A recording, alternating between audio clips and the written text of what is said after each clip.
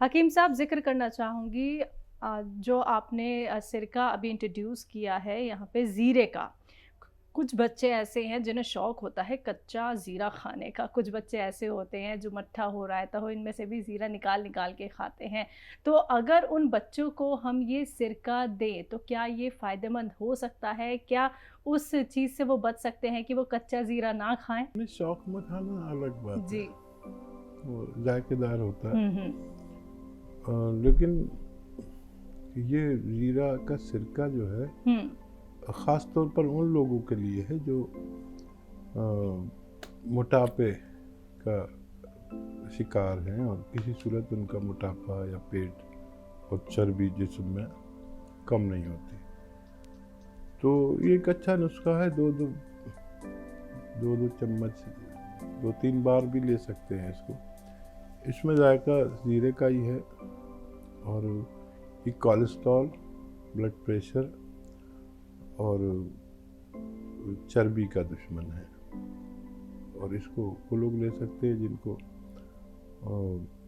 Diabetes भी एक हद तक कम करता है ये, लेकिन ये इसका मेन जो काम है वो मोटापा कम करना है। और ज़ीरा वैसे इस्तेमाल करते हैं तो अच्छा चीज़ है, खानों में खूब कसरत से इस्तेमाल होना चाहिए।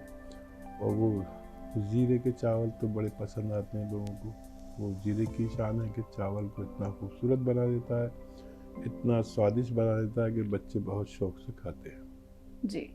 तो यानी कि हकीम साहब, अगर हमें कोई रोग भी नहीं है तो भी हम ज़ीरे के सिरके का इस्तेमाल कर सकते हैं।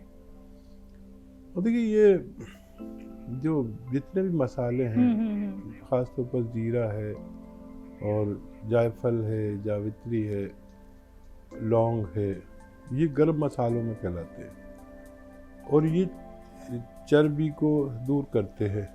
जो हम अनाप-शनाप खाते हैं चर्बी, ये उसको बैलेंस रखने में बड़ी मदद करता है।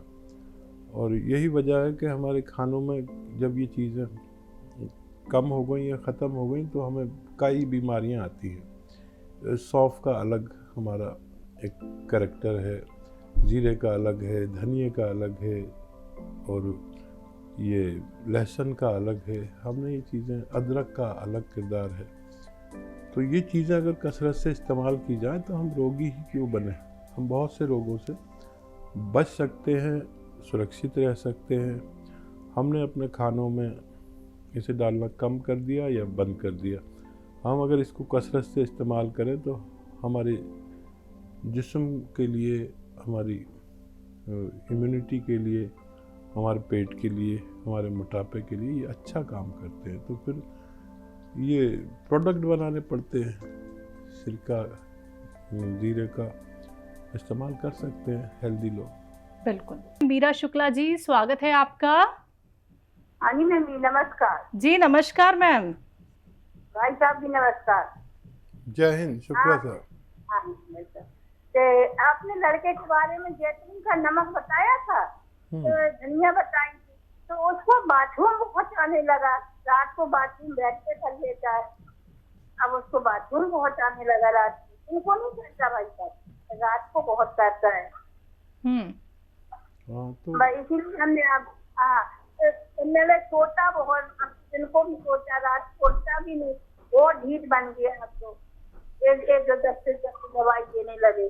ठीक है, वो थोड़ा सा कम कर ले, जो नमक है थोड़ा सा कम कर ले और दिन के वक्त में दे दिया करे, रात को ना दिया करे, ताकि उसको आसानी से पेशाब ज़्यादा आना ये अच्छी अलामत है, यानी उसको फ़ायदा मुमकिन है, ये समझ में आता है। तो आप कम भी कर सकते हैं और रात की जगह सुबह में दें बस, तो इससे भी उसको फ़ायदा मुमकिन है। आप इसका लाभ उठा सकते हैं।